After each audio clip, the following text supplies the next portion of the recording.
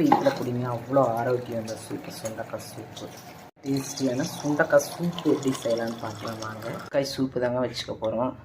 Sugar patient, pressure patient, வயிற்றில் கிருமி இருக்குதுன்னு நினைக்கிறவங்க, கேன்சர் இருக்குதுன்னு நினைக்கிறவங்க, பலவிதமான நோய்கள் இருக்குது எனக்கு குணமே ஆக மாட்டேங்குதுன்னு நினைக்கிறவங்க இந்த சுண்டக்காய் சூப் எடுத்துக்கலாம். ஒரு தக்காளி, வெங்காயம், பூண்டு, ஜீரகம், சோம்பு, மல்லி, இது வந்து டேஸ்ட்டுக்காக துவரம்பருப்பு போட்டிருக்கேன் நான். இதெல்லாம் பேஸ்ட்டாக அரைச்சிட்டு வந்துடணும். இதுவும் பேஸ்ட்டாக அரைச்சிட்டு வந்துடணும். டெய்லியும் மூச்சு பயிற்சி பண்ணாலும் சளி பிடிக்காதுங்கிறாங்க. இதை இப்போ வந்து நம்ம கழுவிட்டோம். எனக்கு இது வந்து காம்பு எடுக்க டைம் இல்லை. இதெல்லாம் அரைச்சிட்டு வந்துடுவோம் குறப்பாக. இதோடைய தக்காளி.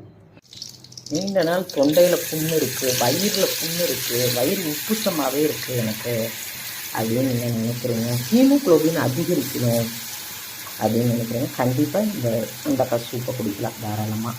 நம்ம வந்து குழம்பு இப்படி வச்சு கூட்டெல்லாம் சாப்பிட்றப்போ சில பேருக்கு பிடிக்காது, சாப்பிட மாட்டாங்க.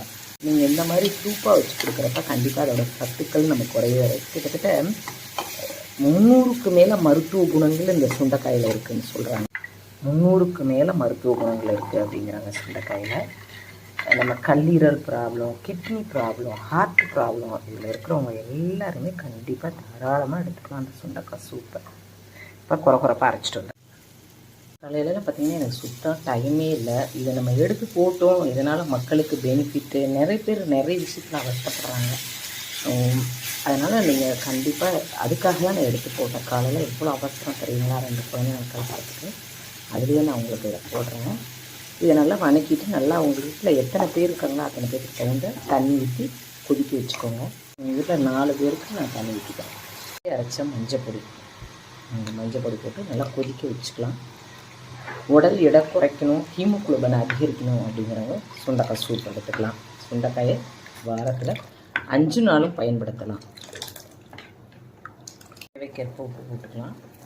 அதுக்குன்னு பார்த்திங்கன்னா ரச பவுடர் நான் போட்டுக்கிறேன். இதுலேயும் மிளகு, ஜீரகம், மல்லி எல்லாம் போட்டிருக்கு.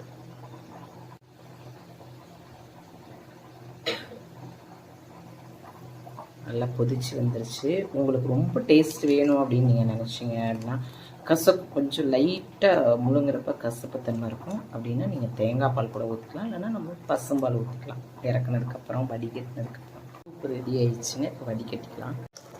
நீங்கள் ருசியை கூட்டணுன்னா பசும்பால் ஊற்றிக்கலாம், தேங்காய் பால் வடிகட்டி ஊற்றிக்கலாம். இது எதுக்காக அப்படின்னா இந்த கசப்பு தன்மை கொஞ்சம் போகிறதுக்காக.